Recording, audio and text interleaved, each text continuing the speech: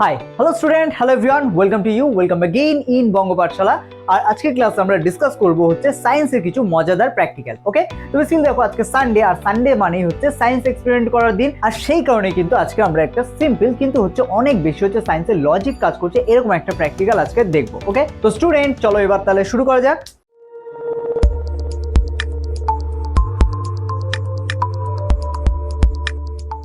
তো স্টুডেন্ট, তোমরা বেসিক্যালি অনেকেই শুনেছো যে আর্কিমিডিস একটা কথা বলেছিল যে যদি একটা বিল্ডিং বা কোনো একটা উঁচু জায়গা থেকে একটি কাগজকে আর একটি পয়সাকে, ঠিক আছে, যদি ছেড়ে দেওয়া হয় তাহলে তারা একই সাথে মাটিতে পড়বে। বোঝা গেল? কিন্তু আমরা যদি উপর থেকে ছেড়ে দিই দেখবো সেটা পড়বে না, তাই তো? তোমরা বাড়িতেও করতে পারো এটা। কিন্তু এখানে কথাটা হচ্ছে একটাই, সেটা হচ্ছে কখন পড়তে পারে। মানে আর্কিমিডিস এত বড় বিজ্ঞানী, তিনি তো আর ভুল বলবেন না, তাহলে নিশ্চয়ই কিছু লজিক আছে এখানে।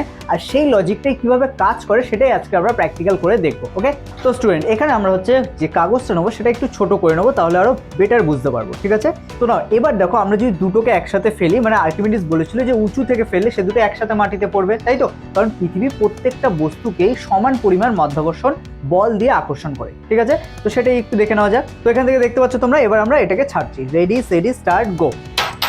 দেখো কত আগে হচ্ছে কিন্তু কয়েনটা পড়ে গিয়েছিল, কিন্তু এটা হচ্ছে একটু টাইম নিচ্ছিল। ভালো করে লক্ষ্য করো।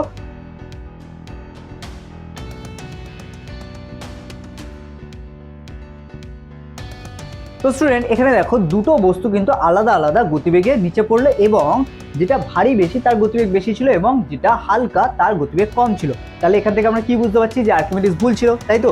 কিন্তু না, আর্কিমিডিস ঠিক ছিল। কখন ঠিক সেটা এবার আমরা পরীক্ষা করে দেখবো। ওকে, তো স্টুডেন্ট সেই কারণে আমাদের কি করতে হবে, এখানে কয়েনটার উপরে আমাদেরকে এই কাগজের টুকরোটা রাখতে হবে। ঠিক আছে, দেখতে পাচ্ছ কয়েনটার উপর আমরা কাগজের টুকরোটা রেখে দিয়েছি। তাহলে এবার বলো যে কোনটা আগে পড়বে, কয়েনটা না কাগজটা? ঠিক আছে, বাড়িতে ট্রাই করতে পারো, কিন্তু তার আগে কমেন্ট করে বলো আমাকে যেটা কোনটা আগে পড়বে। ঠিক আছে, তো নাও এখানে আমরা ছেড়ে দিচ্ছি। ওকে, ভালো করে লক্ষ্য করো, ভালো করে দেখো।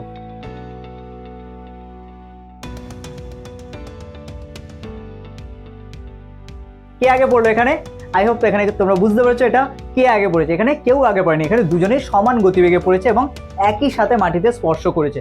এবার আমরা চলে আসি আর্কিমিডিসের কথায়, যে আর্কিমিডিস বলেছিলেন যে দুটো বস্তু বা যে কোনো বস্তু তারা যদি একই সাথে পড়া শুরু করে তাহলে একই সাথে তারা মাটি স্পর্শ করবে। কখন?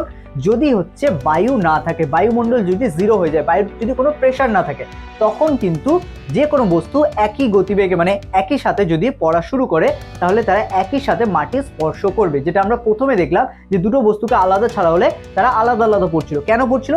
কারণ এখানে বায়ু ছিল, আর বায়ু হালকা বস্তুকে উপরের দিকে বেশি প্রেশার দিচ্ছিল, আর যেটা ভারী বস্তু সেটা কিন্তু তাকে প্রেশার একই দিচ্ছে, কিন্তু ভারী বস্তু হওয়ার কারণে সেটা বায়ুতে রিটার্ন প্রেশার হচ্ছে আরো বেশি দিচ্ছে, যার ফলে সেটা অনেক তাড়াতাড়ি হচ্ছে মাটিতে স্পর্শ করছে। কিন্তু যেটা হালকা ছিল সেটা রিটার্ন প্রেশারটা অতটাও দিতে পারছে না, অ্যাকচুয়ালি তার ভর কম হওয়ার জন্য, আর সেই কারণেই সেটা মাটি স্পর্শ করতে টাইম নিল বা লেট করলো। ওকে, তো আই হোপ আজকে ক্লাস তোমরা বুঝতে পেরেছো। আজকে ক্লাস রিলেটেড যদি কোনো কোয়ারিজ থাকে তাহলে অবশ্যই কমেন্টে জানাও, আর যদি আজকে ক্লাস তোমাদের কাছে মজাদার লাগে তাহলে হচ্ছে লাইক আর শেয়ার করতে ভুলো না। ওকে, তো স্টুডেন্ট আজকে ক্লাস আমরা এখানে শেষ করবো, দেখা হচ্ছে আবার পরবর্তী ক্লাসে।